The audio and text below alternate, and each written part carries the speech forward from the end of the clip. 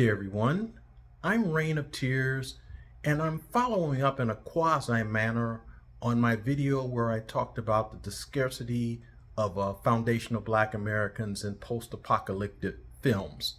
Now, this one will delve into that, or sort of be somewhat of a continuation, but more so than that, it's going to expand and talk about some more significant types of movies that featured foundational Black Americans, and in some cases of people of different ethnicities or nationalities, but of African descent.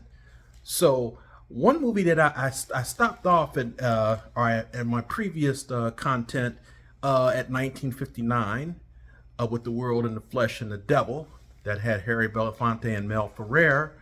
And I also sort of briefly indicated that in the 60s, though there were a few in the, let's say, the early 60s, 1960s to mid 1960s, as I had indicated in my previous presentation, that there was a scarcity of people of either foundational Black Americans or people of African descent in the films, and if they were in there, they had minor roles that were not central to the plot. Now, let me add too that when I say post-apocalyptic, I'm not necessarily including the zombie genre, which in some ways and in some cases, many of the groundbreaking films you could say were post-apocalyptic, but since it focused on the zombie aspect, that's something that I'm going to explore in another video. So there'll be one that I'm going to include because it did have some more aspects of what happens at the end of the world or whatever. But without further ado, in 1971, there was a remake of the classic book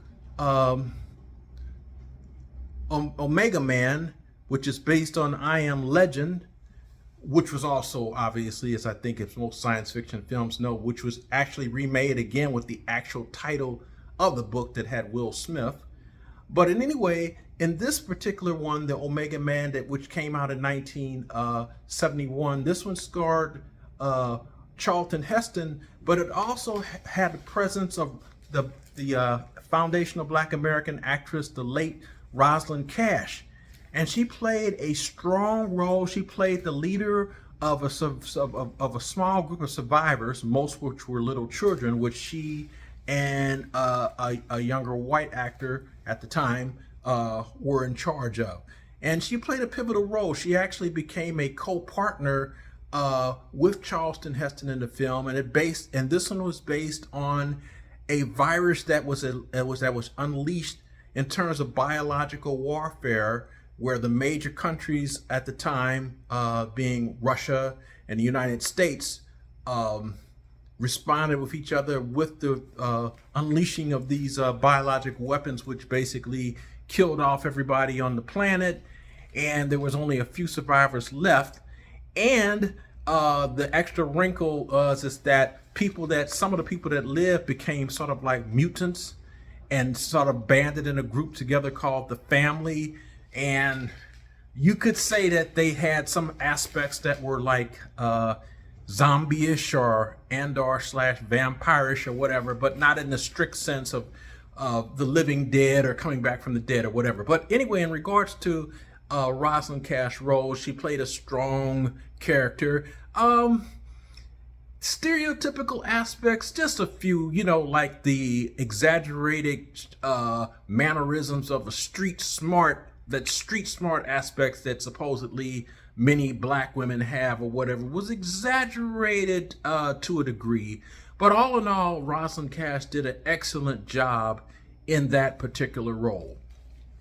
Now, in 1973, there was another movie that also starred Charlton Heston, but it also featured some other Black actors in prominent roles, including Brock Peters, who played as his police lieutenant or detective. Well, he was the detective. Charlton Heston was the detective, excuse me. And Brother Brock Peters' character was his captain.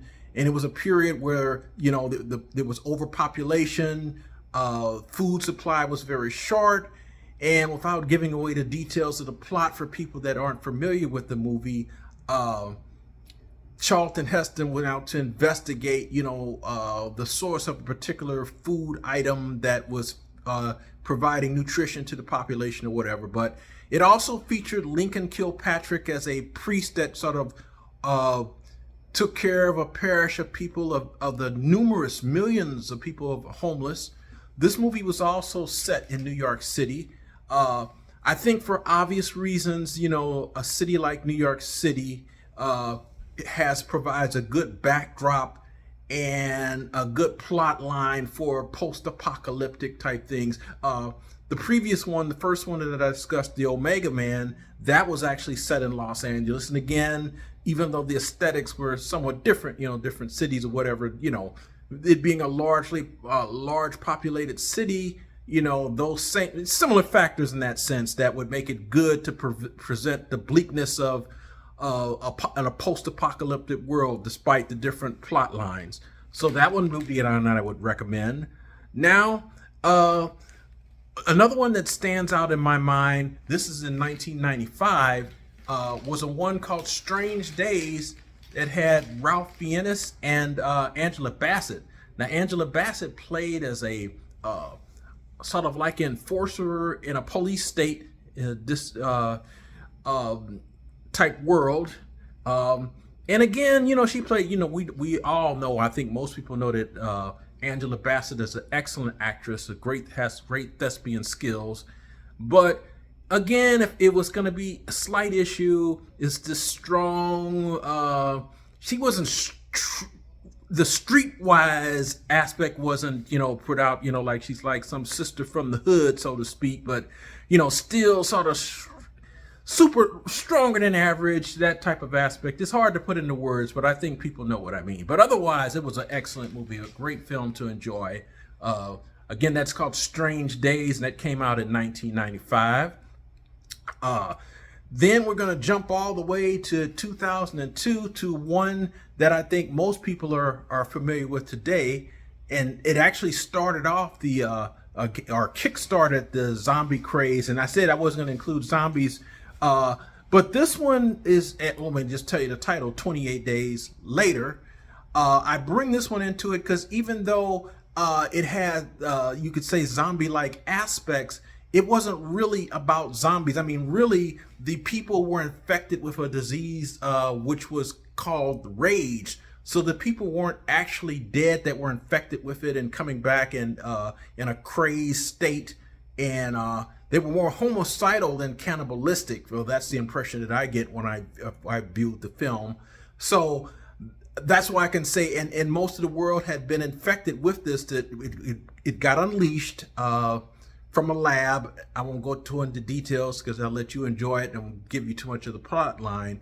But since it was more, that's why I can say I can put it within a post-apocalyptic vein, even though it had the aspects of people that were homicidal maniacs and that were infected or whatever, but they were still living individuals. They weren't quote unquote zombies. So that starred Naomi Harris. It starred Cillian Murphy, but Naomi Harris, who later played as a Bond girl, and she was in the Pirates of the Caribbean, so her career kind of jump started and went off. But this was like her first major role. She was good too, but again, if I was going to give a mild criticism, she again had the super strong streak, taking care of the little kid, which a little orphan kid, which again is a part of the plot when you look at the movie. But all in all, I think most people that have seen it know that this is a great film, very entertaining, action-packed, great special effects, a new wrinkle to the zombie-like genre, and I won't get into that. Let's just say it was fast-paced, I'll put it that way. So that was my sort of quasi follow-up to my previous one. I mean, the black representation has picked up in these films. And also, before I close, I want to add a smaller film that came out in 2013 called Wasteland. Now, there are several titles of films from different years called Wasteland. I mean, that's a popular title of films. But this one it's a British film. It came out in 2013, you know, so when you do a Google search or whatever and you look at the plot lines, I'll just give you the basic sketch of it. It's a black guy who was trying to marry his girlfriend before the world became infected with a disease, which, and in this particular case, the people you could be classified as zombified, the aspects of being cannibalistic and you know, all the other aspects that are associated with people associated with zombie films, whatever. It's also very good too. It's sort of different. I mean, because it sort of focused on how isolated and you know, and loneliness and those aspects, you know, were put out. And so just the fact of trying to survive in such a world, you know, those things were played out, I thought, in a very realistic manner. So again, Wasteland. I forgot the actor's name, but again, when you do your search and you see the titles for the same title of Wasteland, just look for something that was look for the Wasteland that was made in 2013 with the plot line that I just described. You know, young man, 20-ish man, black man, and it's a British film too, so that might help you in your search. So I'm glad that I was able to spend a little bit more time with you. The next time I make a broadcast, I'm going to talk about, you know, go more into like the whole zombie aspect, films that dealt with that theme completely.